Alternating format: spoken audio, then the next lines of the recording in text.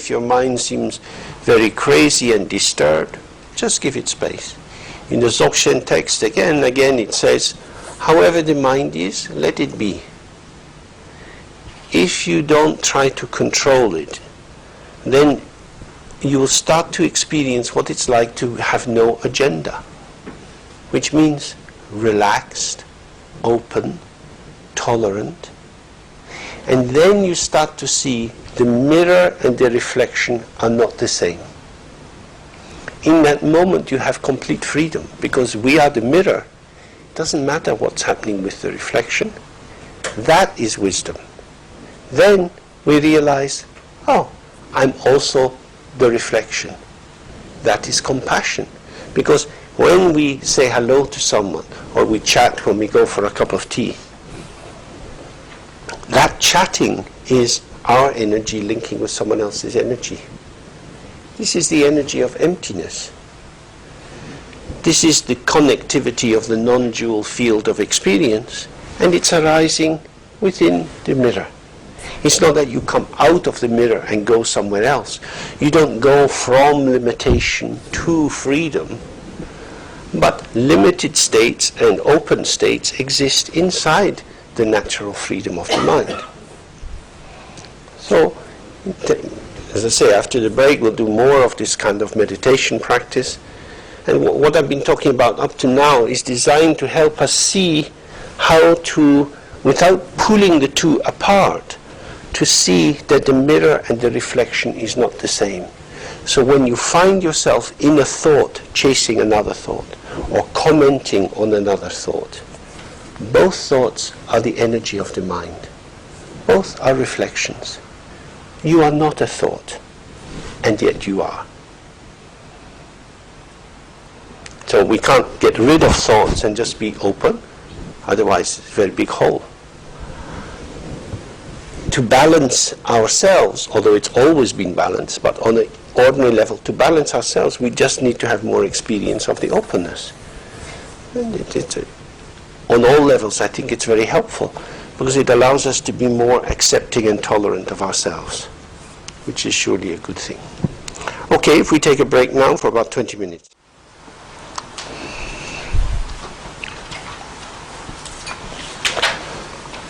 So, in the middle of the last session, we're focusing mainly on emptiness, but it started to move in the direction of Dzogchen understanding. Dzogchen is a tradition which has many different histories given to it.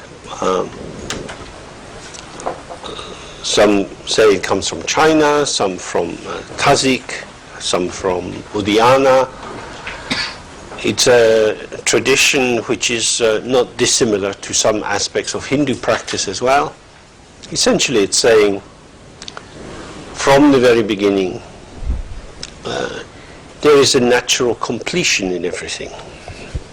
That's really what Dzogchen means great completion. It doesn't mean that everything is perfect in terms of the ordinary sense of perfect to imperfect. By complete, it means a containment of all the polarities, all the dualities. So if we say good, then automatically we think bad. If we say high, we think low. If we think water, we might think fire. Our mind works a lot with binary opposition. These create the sense of conflict, of difference as being inoperable. Because if you put water onto fire, the fire will go out if you have enough water.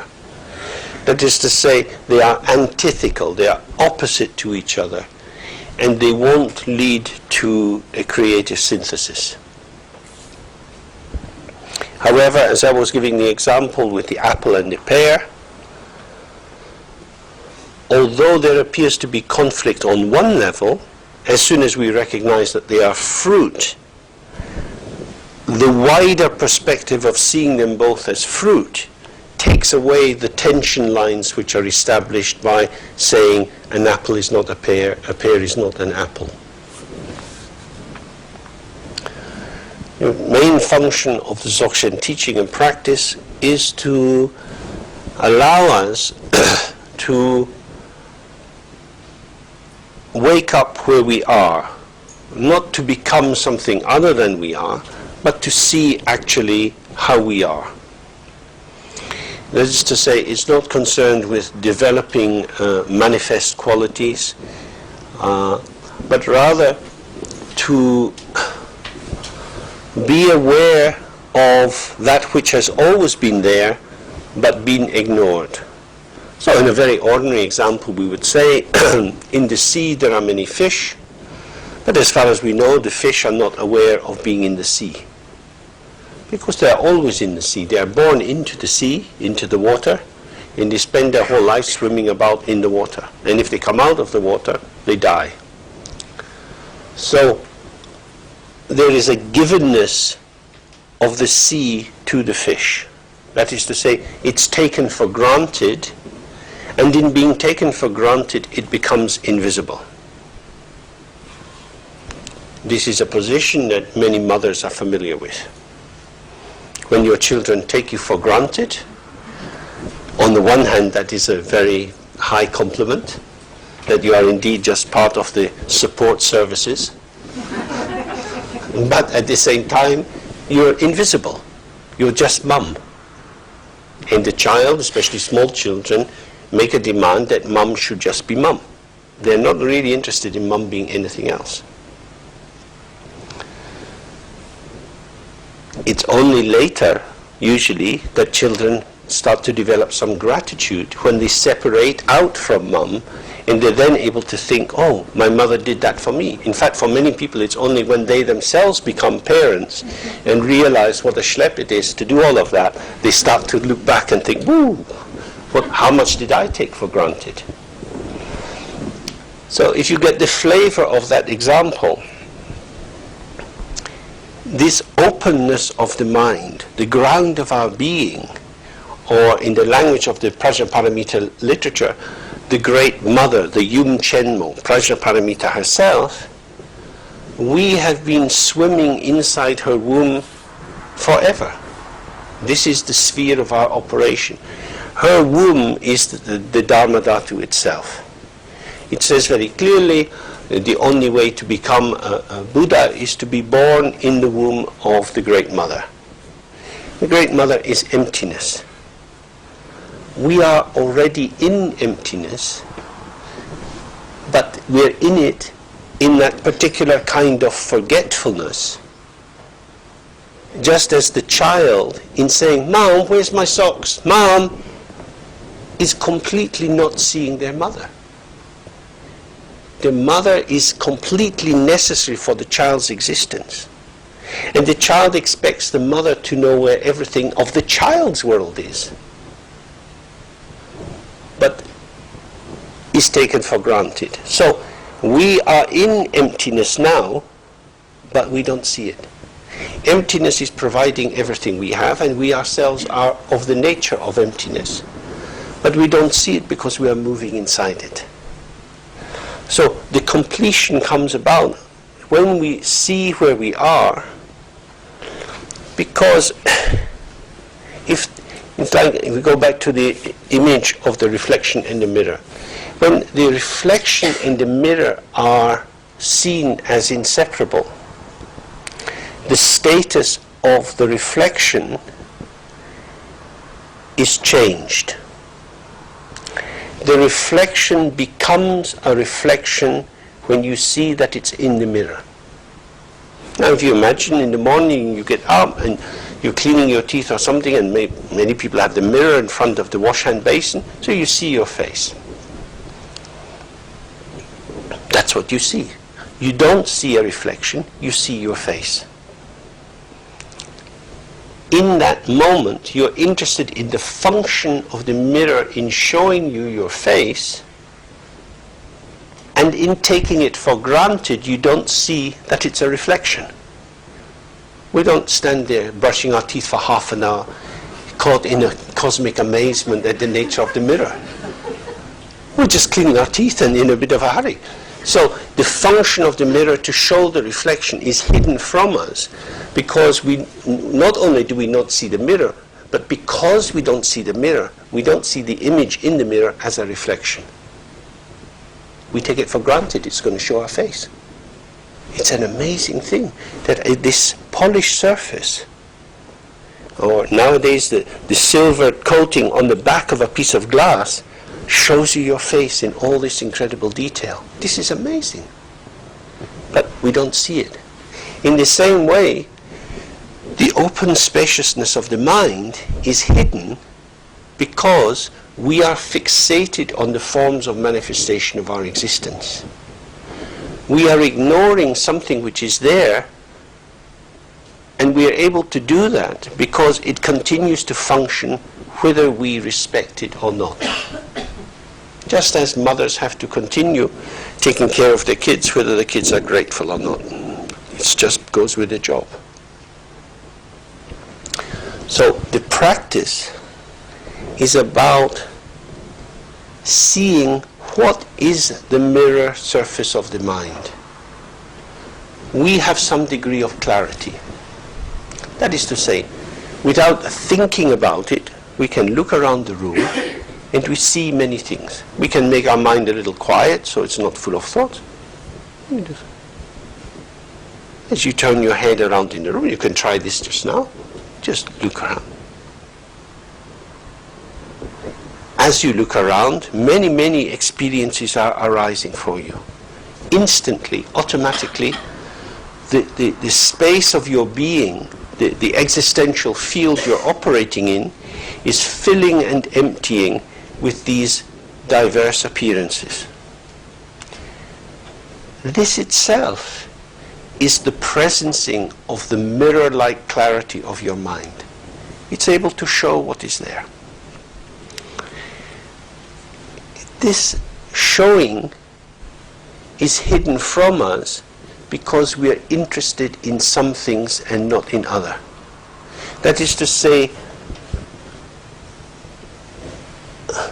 we're looking for something.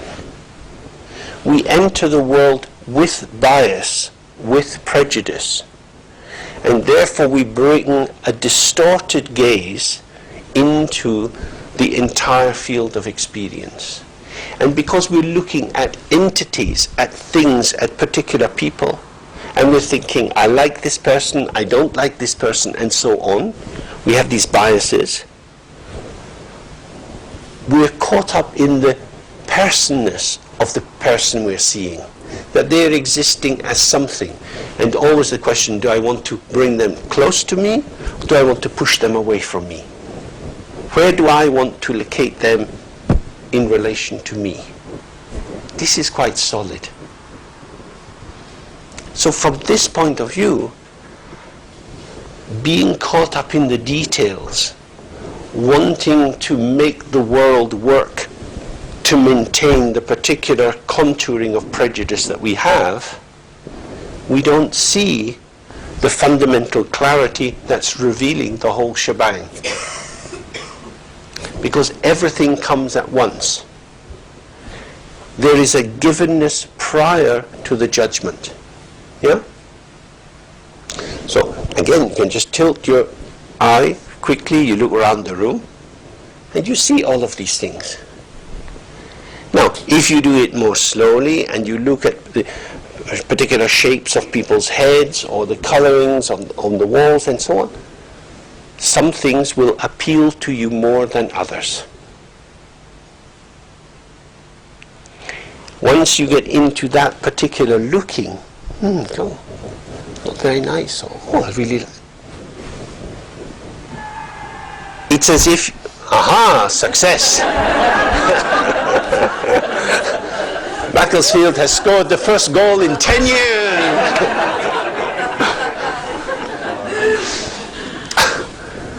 So, once you get into that particularity of vision, you can't see the whole thing. So, again, we could sit, just if you're looking out, look straight ahead of you, looking at what's in the far distance. Really focus on one particular thing.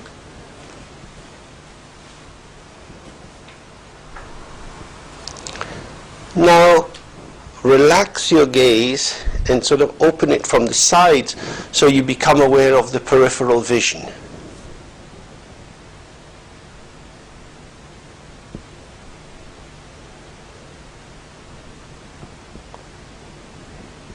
Then move back to a particular focused vision straight ahead of you.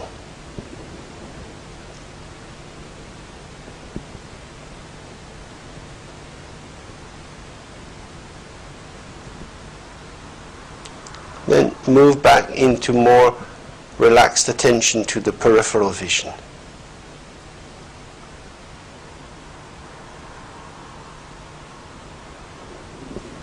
Oh, what do you notice when you do that? More space. Pardon? More space. With the second one. So, less sort of eye identification. Any other comments? You're softer and more relaxed. Right. Viewing it dimensionally, various dimensions. Uh-huh. So if we imagine that most of our lives we're looking down these blinkers or preset pathways of attention seeking. We're seeking the attention of something, we're hoping for something, but we're also wanting only to give our attention to the things we like and take it away from the things we don't like. This creates a very kind of convergent gaze. We're coming into a point. And that very gaze, when it gets merged with reification, with this creation of entities, and furthermore objectification in relation to people, we can easily start to see people as a means to an end. We want people to perform functions for us. And therefore, we're not in the same world as the other person. It's not like we're all the inhabitants sharing the same space, but rather we're acting on the presence of the other to try to create something that we want.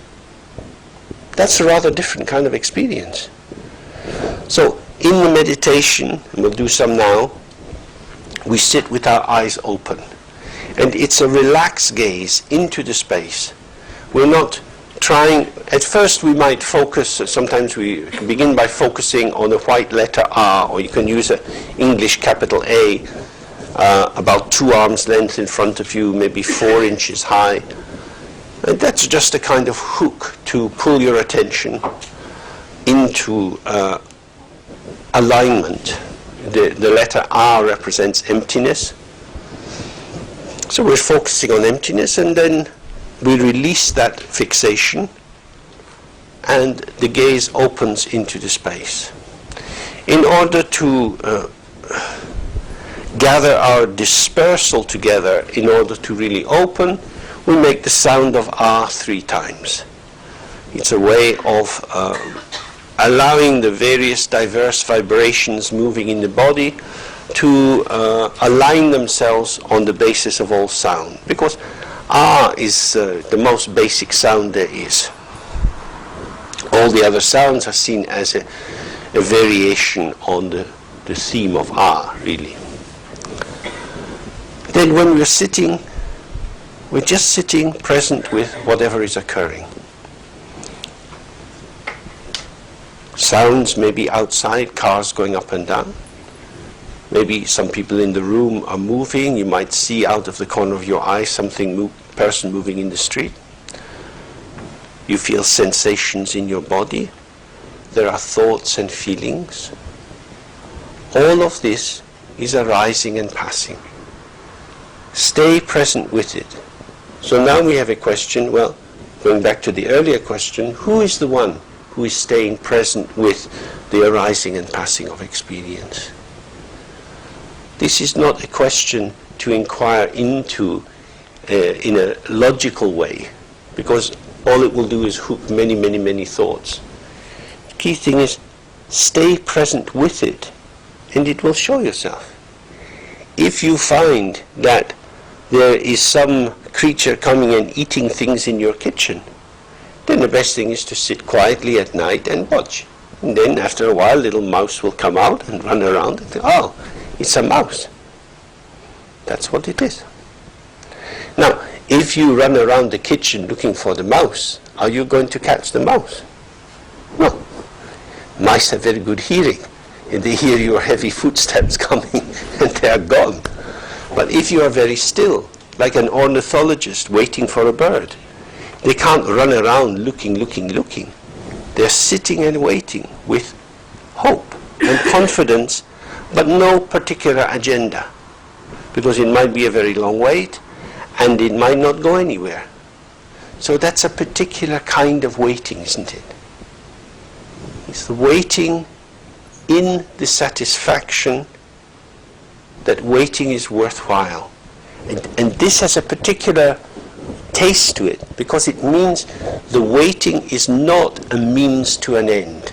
I'm not trying to get something, although paradoxically, of course, you are trying to get something, but the more you evoke yourself as agent, that orientation will disrupt the field of activity, and you won't see what's happening.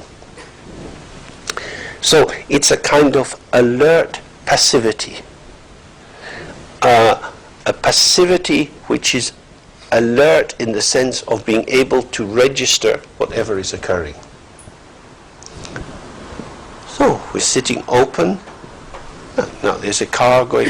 We hear shh. Now, in hearing that noise, our mind might hook a whole series of thoughts, a particular kind of engine, or trouble with the engine, or the exhaust pipe's not very good. Whatever kind of associations come, don't try to block them. We're not trying to stop having bad thoughts and trying to get very good or holy thoughts. The space is open. Whatever thoughts come, stay open with it. This can be quite difficult at first, because we're used to having a kind of intentionality. I am trying to achieve something. But the foundation of this approach is the Buddha nature is already here. Awareness is primordial. It's from the very beginning. It is intrinsic to our situation. It is everybody's birthright. It always is here with us. It's the ground of our being. So we're not trying to improve it. We're not trying to get it. It is here. Just as the fish is swimming in water, all our mental activity is illuminated by awareness, but because we're caught in the thought, we don't see the awareness. But the awareness is the ground of the very experience of having the thought. So what we're going to do is put ourselves in the way of what is already there.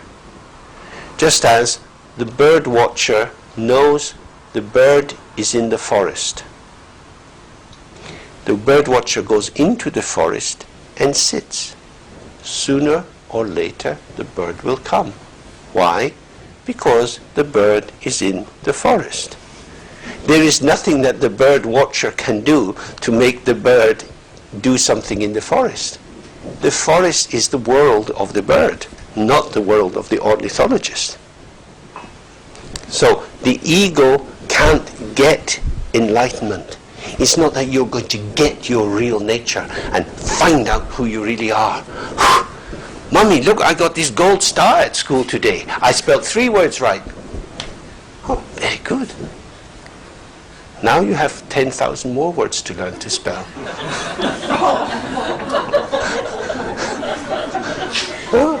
Because once you get on getting, there is no end to getting. What you're trying to get is what you've already got. That's a different kind of getting. We all know how to go shopping. You go in, you look for what you want, and then you pay the person. I would like this. Okay, you can have this. Give me your money. But how do you buy what you've already got? That's more difficult. The one who is buying needs to not put their hand in the pocket. Keep your purse zipped. That is to say, your resources, which you use to get things in the world, your charm, your skill, your intelligence, your knowledge, your memories, all of these resources are useless. because they are forgetting things you don't have. This now is the issue, to get what you have got. Because this getting what you have got is like getting a joke. When you get a joke, you don't get anything, but you get the joke. So it's a kind of like going to a chiropractor and getting yourself aligned. Everything you need is there, but somehow it's not quite aligned. So you click yourself back in. The ego can't do this. The ego is not aware, and it cannot be aware, because the ego is revealed through awareness. And you can spend a lot of time in meditation trying to make yourself more bright, more clear. But the ego does not have the capacity to awaken. Awakening is already there. So, being present with the natural clarity of the mind will reveal the natural clarity of the mind. But if you go out in the middle of the day with a torch and you're trying to illuminate things, it will be very difficult to see anything very clearly, because your torch won't be working. In the daytime you don't need a torch, because the sun is shining. The sun of awareness is shining. Put your torch in your pocket. Okay, so we do this practice. Sitting comfortably, the mouth can be slightly opened, the tongue on the upper palate, the gaze is slightly up, shoulders relaxed and open, and the gaze resting in the middle space in the room, and we make this sound of ah 3 times, just releasing the tensions of body, speech and mind, and bringing the center of our being into an integration or alignment with the white letter R, which is emptiness, or the ground nature of the mind of all the Buddhas, of all the teachers.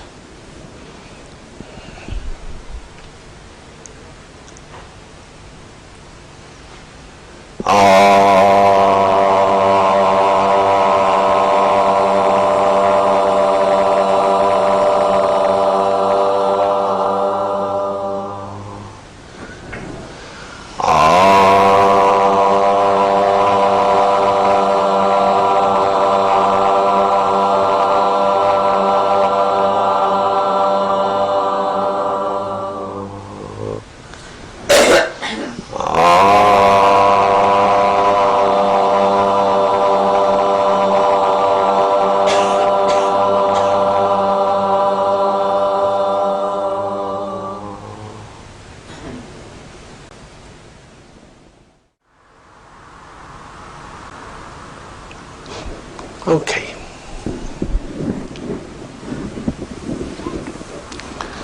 So that's a practice some of you know, and you can do it in all sorts of circumstances. It's best at first not to do it for very long, because you don't want to make it a matter of effort. But it's really just finding the way to settle, which means that there has to be a subtle disidentification with the thought that claims to be you.